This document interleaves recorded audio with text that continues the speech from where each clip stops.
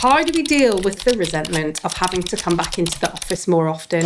So two things really. One is, how do we make that transition into work meaningful, helpful, and making sense to people so they don't hate us in the first place and we don't have to repair that? But I think a lot of people are past that point and the resentment is real and it's there.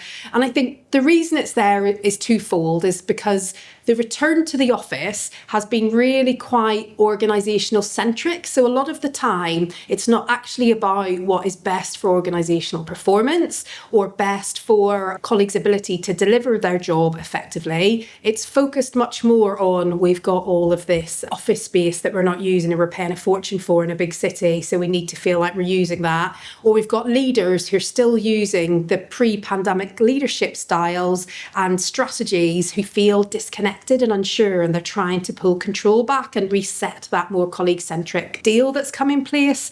And I think a lot of business leaders are leveraging the fact that the economic and employment market has dipped a bit and it feels like an employer's market again.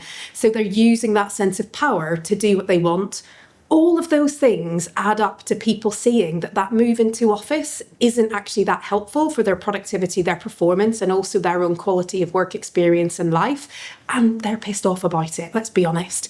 So if we want to resolve that resentment, there's a few things that we need to do. We've got to stop making decisions just because somebody's feeling a bit twitchy that they can't see that everybody's got their nose to the grindstone, and think about ways for oversight, measuring, monitoring that are more useful and more fitted to a more hybrid world.